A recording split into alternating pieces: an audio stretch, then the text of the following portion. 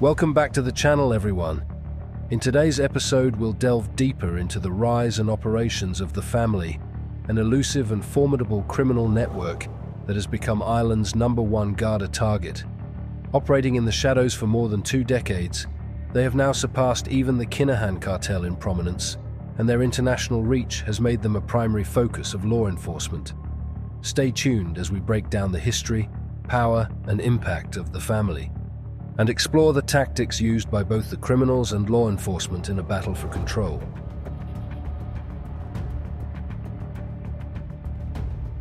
The roots of the family go deep into the streets of South Dublin, where 2 brothers first came together to form what would become one of Ireland's most dangerous and secretive criminal gangs.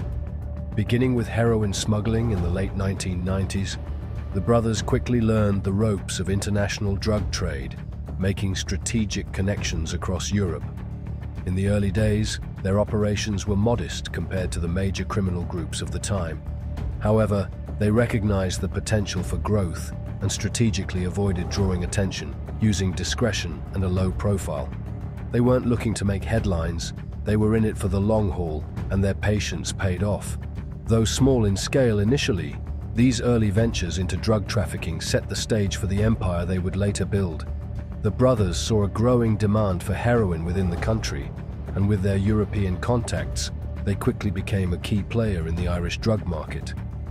The foundation of the gang was built on a network of trusted associates and family members who kept the operation tight-knit and covert.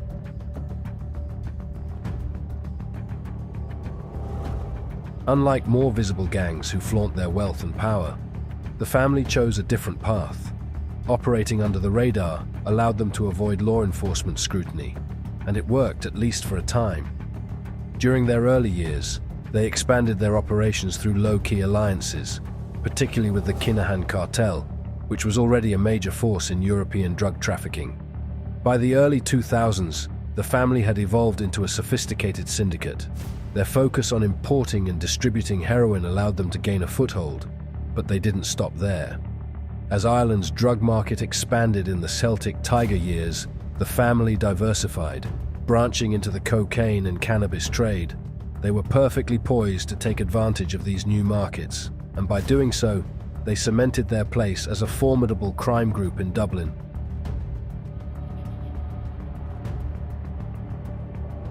As the Kinahan cartel began to dominate Ireland's criminal landscape, the family adapted.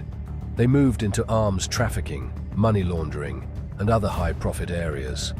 While the Kinahans were becoming more notorious for their violent tactics and lavish lifestyles, the family remained quieter and more strategic in their approach. However, as the Kinahans began their downfall, starting with the feud against the Hutch gang, the family took full advantage of the situation. As the Kinahans became embroiled in an all-out war, the family seized control of key drug routes and markets, positioning themselves at the top of Ireland's criminal food chain. One of the critical factors that contributed to the family's rise was their ability to evolve and take on new roles in the international drug trade. Their flexibility allowed them to become indispensable players in the market, particularly as the Kinahans' operations weakened due to intense law enforcement action.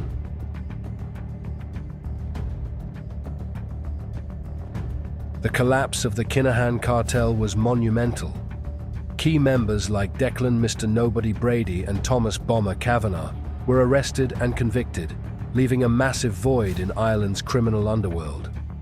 The Kinahans had dominated drug importation, firearms smuggling, and money laundering for years. But as law enforcement cracked down, the family emerged as the new force in the Irish criminal scene. Rather than fleeing to international territories like Spain or Dubai, where the Kinahans sought refuge, the family chose to remain rooted in Ireland.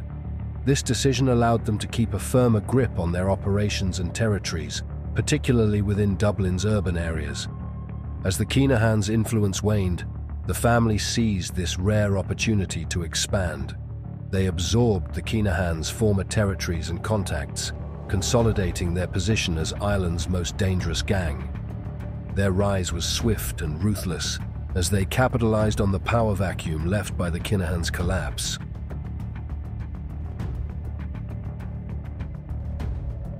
The family's strategy for success was simple: use violence when necessary and avoid drawing too much attention to their operations.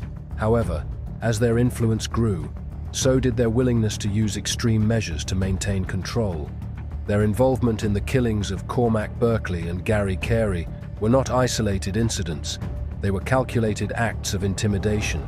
By eliminating people who owed them money or posed a threat to their business, the family sent a clear message to both their rivals and their associates. Crossing them would have deadly consequences. They were not a group to be underestimated, and they made sure the entire drug network knew it.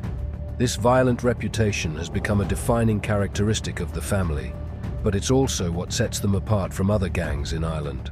While many groups may be willing to use force, few have the same level of calculated ruthlessness as the family. Their operations are driven by a need to control, and violence is simply part of the strategy.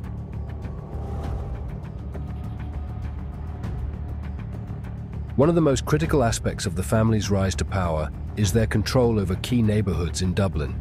They have established a network that stretches across several areas, including Ballyfermot, Clondalkin, Ronanstown, Kilmainham, and Tala. In these areas, they are not just involved in the drug trade. They have created a socio-economic structure where their influence touches every aspect of daily life. From the local drug market to businesses and even social services, their reach is deeply embedded in the community. Young people in particular are targeted by the family as potential recruits. They are promised a life of luxury, fast cash, designer clothes, and status. But behind the allure of wealth lies a dangerous trap. The recruits are often used as disposable assets, people who are easily replaced if they are caught by law enforcement. This system ensures the core leadership stays insulated from risk. The family doesn't just recruit from the criminal underworld, they target the most vulnerable, offering them what seems like an escape from poverty and lack of opportunity. This makes their influence more pervasive as they create a cycle where young people are groomed into a life of crime, often with no way out.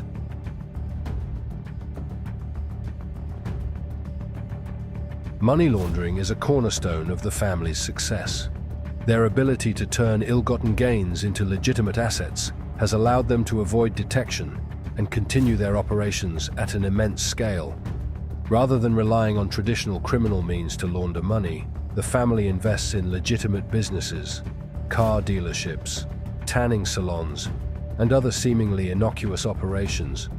These businesses serve as fronts for their illicit activities, allowing them to move vast sums of money through the financial system without raising suspicion. Their financial operations are so sophisticated that they are able to avoid detection for years.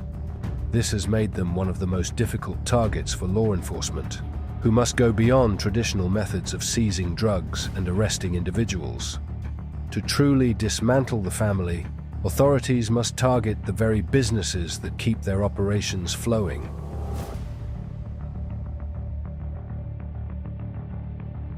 The family is particularly adept at recruiting individuals who are not on law enforcement's radar.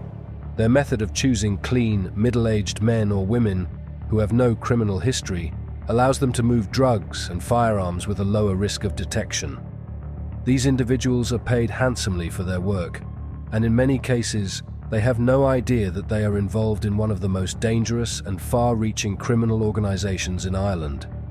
Take Paul Bork, for example, a 56-year-old man with no criminal background who was arrested with €1.7 million worth of drugs and firearms. Bork's arrest shocked many, not just because of the size of his haul, but because he was a seemingly ordinary man with no apparent connections to organized crime.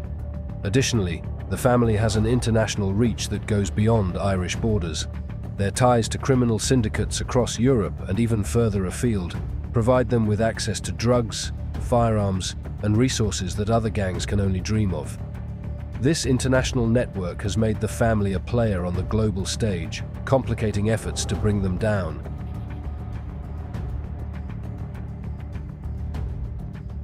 As technology continues to advance, so too do the tactics of criminal gangs like the family. The rise of encrypted communication platforms has given them a new edge in avoiding detection by law enforcement. Using secure messaging services like Ghost, they can coordinate drug shipments and transactions without fear of interception. This technological shift has led to significant changes in law enforcement tactics. In response to the rise of encrypted messaging, authorities launched Operation Kraken, a multi-pronged effort to target high-level criminals using these platforms. But even as law enforcement increases their focus on these encrypted networks, the family remains one step ahead, constantly adapting to stay out of reach.